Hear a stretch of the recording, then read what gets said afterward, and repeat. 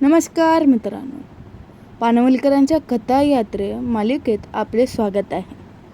आजचा हा व्हिडिओ एका अशा विषयावर आहे जो मानवी स्वभावातील ग्रे या पैलूला उलगडतो. कथेचे शीर्षक आहे या परी सांडूनी दमयंती. मित्रांनो, माणसाच्या मनात एकाच वेळी दोन वेगळ्या भावना कशा अनुभवू शकतात? आपल्या पत्नीवर नितांत प्रेम असतानाही दुसऱ्या कोणाबद्दल वाटणारे आकर्षण माणसाला कसं अस्तव्यस्त करतात याचे अचूक चित्रण पानवलकरांनी या कथेत केले आहे. या कथेचे नायक आहे औचित्य.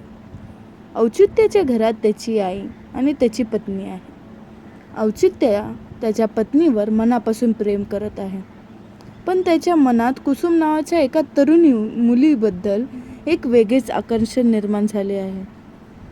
तो कुसुमची काळजी करत असतो, तिच्यासाठी झटत असतो, पण हीच गोष्ट त्याच्या पत्नीला खटकत असते.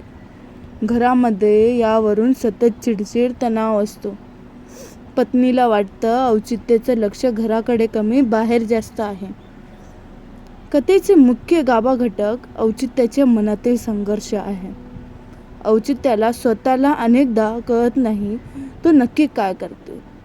त्याला पत्नीला दुखवायचे नाही, पण कुसुमकडे ओढलेलं मन त्याला शांत बसू देत नाही. पानवलकरांच्या औचित्याच्या माध्यमातून अशा पुरुषाचे चित्रण केले आहे जो जबाबदारी आणि ओढ या दोन टोकांवर झुलत असतो.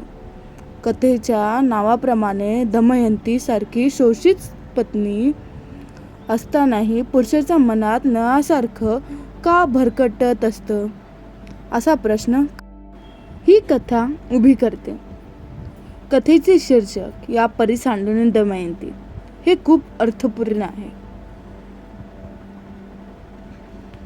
पुरातन कथेमध्ये असलेल्या नलाने जशी दमयंतीला अरण्यात सोडून दिले होते, तसं काहीसं मानसिकरित्या औचित्याच्या बाबतीत घडत आहे का? तो शरीराने घरी असूनही त्याचे मन कुसुमकडे धावत गेले असते. कथेचा शेवट आपल्याला एका वेगळ्या विचारात पाडतो. पानवलकरांची लेखणी इथे एक पुरुषाच्या मनातील कमकुवतपणा आणि ओढताण अत्यंत प्रामाणिकपणे मांडते. एक वाचक म्हणून या कथेकडे पाहताना मला असं जाणवतं की ही कथा कोणत्या विलन ठरवण्यासाठी नाही, तर ती माणसाच्या स्वभावातल्या पूर्णते नसल्याबाबत आहे.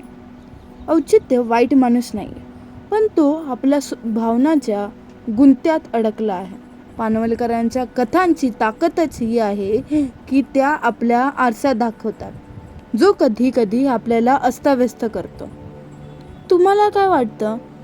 औचित्याचं कुसुमबद्दल वागणं हे केवळ सहानुभूती होती की आकर्षण?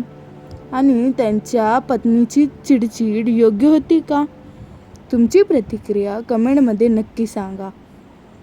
जर तुम्हाला असे कथेचे विश्लेषण आवडत असेल तर लाईक करा, चॅनलला सबस्क्राईब करा आणि बेल आयकॉनला दाबायला विसरू नका. भेटूया उद्याच्या कथेत. धन्यवाद.